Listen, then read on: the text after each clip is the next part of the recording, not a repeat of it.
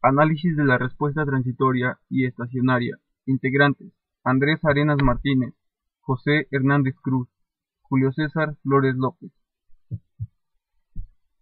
En el capítulo 3 se planteó que el primer paso para analizar un sistema de control era obtener un modelo matemático del mismo. Una vez obtenido tal modelo, existen varios métodos para el análisis de comportamiento del sistema.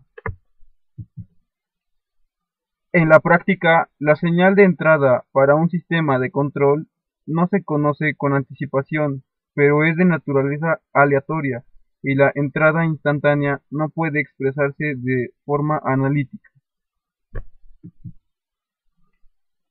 Solo en algunos casos especiales se conoce con anticipación la señal de entrada y puede expresar de forma analítica o mediante curvas. Tal es el caso del control automático de herramientas de corte. El análisis y diseño de sistemas de control se debe tener una base de comparación del comportamiento de diversos sistemas de control. Esta base se configura especificando señales de entrada de prueba particulares y comparando las respuestas de varios sistemas a estas señales de entrada. Muchos criterios de diseño se basan en tales señales o en la respuesta del sistema a los cambios en las condiciones iniciales, sin señal de prueba. El uso de señales de prueba se justifica porque existe una correlación entre las características de respuesta de un sistema para señal de entrada de prueba común y la capacidad del sistema de manejar las señales de entrada real. Señales de prueba típicas. Las señales de prueba que se usan regularmente son funciones escalón, rampa, parábola, impulso, etc. Con estas señales de prueba es posible realizar con facilidad análisis matemáticos y experimentales de sistemas de control que las señales son funciones del tiempo muy simples.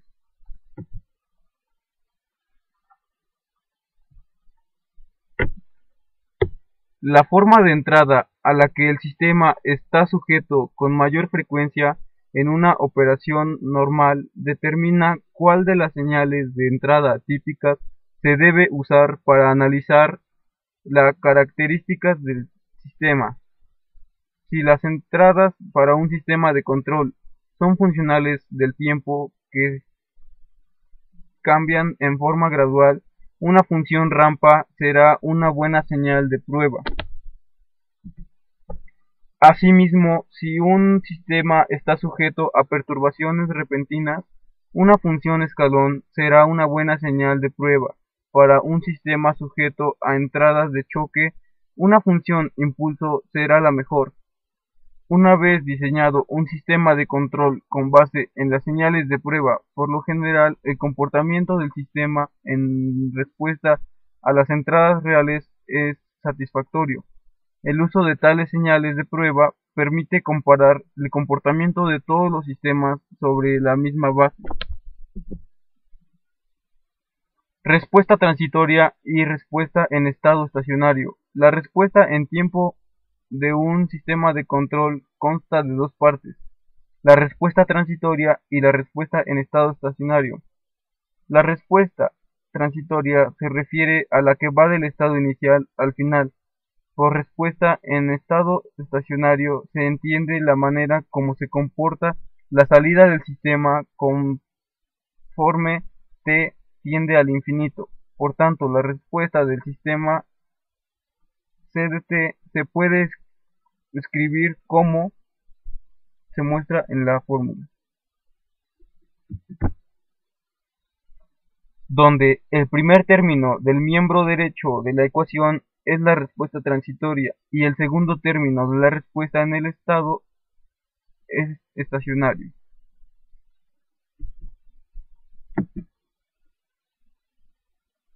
Estabilidad absoluta, estabilidad relativa y error en estado estacionario. Al diseñar un sistema de control, se debe ser capaz de predecir su comportamiento dinámico a partir de conocimiento de los componentes. La característica más importante del comportamiento dinámico de un sistema de control es la estabilidad absoluta. Es decir, si el sistema es estable o inestable, un sistema de control está en equilibrio. Si, en ausencia de cualquier perturbación o entrada, la salida permanece en el mismo estado,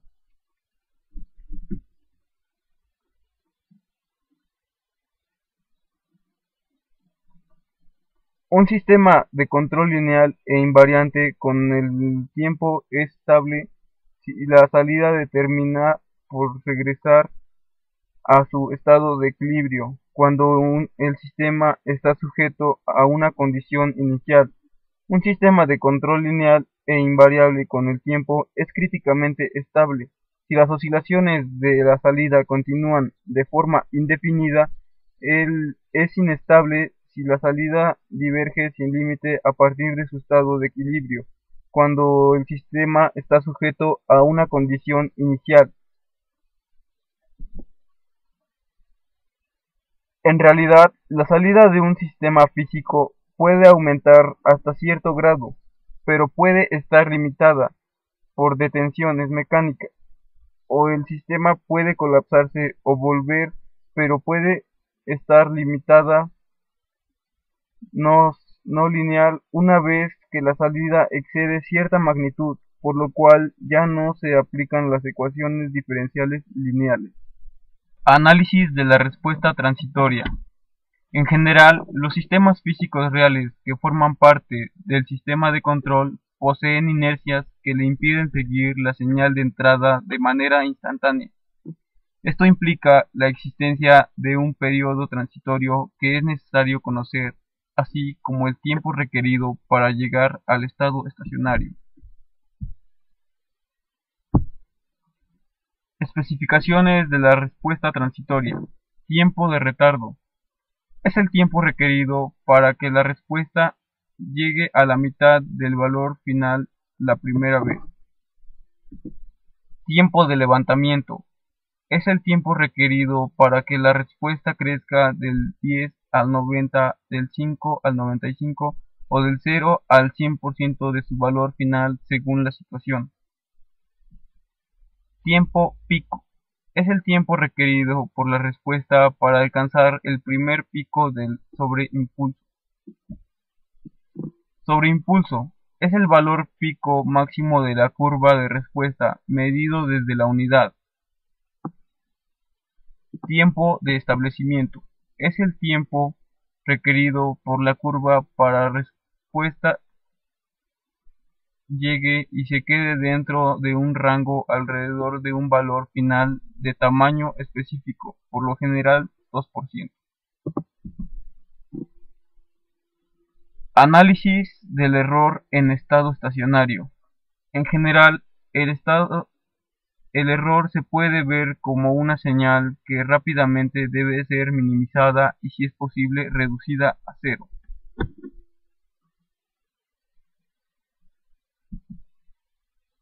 Obtenemos el error en estado estacionario. Este depende de GDS y específicamente del número de polos en S igual a 0. Se define el tipo de sistema con referencia a la función de transferencia a lazo abierto, como se muestra. El tipo de sistema se refiere al orden de los polos de GDS en S igual a 0. En la tabla se muestran los tipos de sistemas y los errores correspondientes al estado.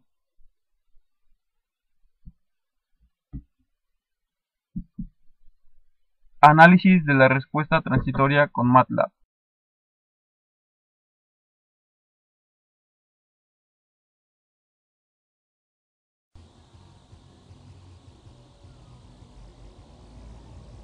Buenas tardes. En el siguiente video tutorial vamos a ver cómo hacer la representación gráfica de superficies en MATLAB.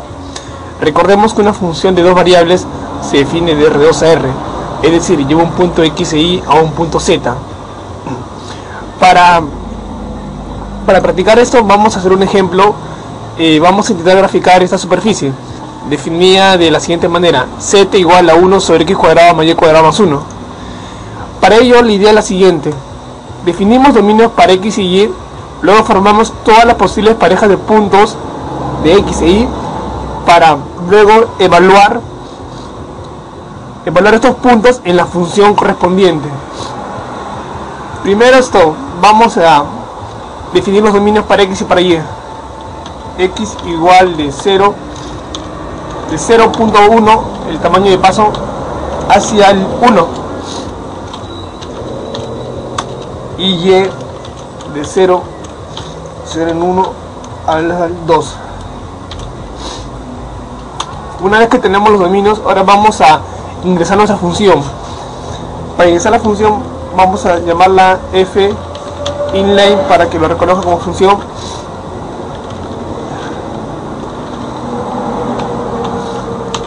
Es 1 sobre paréntesis 1 más x cuadrado más y cuadrado. Ya, una vez que tenemos la función, ahora empezaremos a formar los pares de puntos. Para ello tomamos un for que recorra primero todos los puntos de x, es decir, un j que vaya de 1 hasta 11. 11 porque x tiene 11 puntos. Y de forma similar para y, for y que vaya de 1 hasta 21. Ahora vamos a evaluar en estos puntos la función ij f de x e y,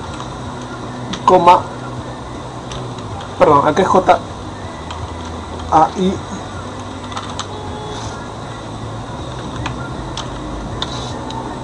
ya. Bueno, hasta el momento lo que hemos hecho es formar los pares de punto y luego formamos los pares de punto, evaluamos la función para guardarlos en una matriz. La matriz tendrá como número de columnas el número de valores que tiene x y como número de fila el número de valores que tiene y. Ahora cerramos los fors con en, y ahora como ya tenemos el dominio de x de y, ahora pasamos a graficar lo que es la superficie. Para ello usamos la sentencia mesh x, y, z. Graficamos y esta es nuestra gráfica. Podemos girarlo clicando acá, y esta es nuestra gráfica de la superficie que hemos ingresado. Podemos rotar todo ello. Ahora hay que tener en cuenta lo siguiente: esta es una primera forma de cómo graficamos. Ahora, el MATLAB tiene una instrucción que nos permite formar la pareja de puntos, es decir, trabajar con los bucles for es algo quizás tedioso. Bueno, la forma en que como el MATLAB puede reducir este trabajo es con la sentencia meshgrid, es decir, llamaremos a los valores de salida x e y, pero mayúscula. Veamos lo siguiente: en la sentencia meshgrid necesitamos primero declarar dos variables de salida, que va a ser x e y, igual a meshgrid x e y. Ahora, lo que obtendremos acá va a ser dos matrices: una matriz que va a tener todas las filas iguales y otra matriz que va a tener todas las columnas iguales. En este caso serán x e y respectivamente. Para ya evaluar la función en las matrices correspondientes, haremos lo siguiente: ya tenemos los valores de salidas x y y. Ahora lo que hacemos es tener almacenado en una matriz todos los puntos de z. Para esto haremos lo siguiente: z igual a 1 con el operador punto, porque ya estamos evaluando en puntos de la matriz. 1 más x punto punto cuadrado más y punto cuadrado. Perdón, acá es con mayúscula, x mayúscula y y mayúscula, y ahora punto y coma. Ya, ahora sí tenemos. Ahora representamos la sentencia mesh para graficar. Hace un momento usamos mesh para graficar mi superficie. De esta manera, en este caso va a ser de forma similar. La diferencia es de que ya no van a ser vectores, sino van a ser matrices. Mesh igual a x, y, z. Bueno, y vemos efectivamente que la gráfica es la misma. En el primer caso usamos simplemente con los bucles for, y en el segundo caso usamos la sentencia meshgrid, que me se quita el paso de formar los pares de punto con el for, y simplemente el MATLAB con esa sentencia reduce ese paso y lo guarda en matrices x e y, x con todas filas iguales y y con todas filas iguales. Posteriormente evaluamos la función en estas matrices punto a punto y ya procedemos finalmente a graficar la superficie. Bueno, eso sería todo. Gracias y hasta pronto.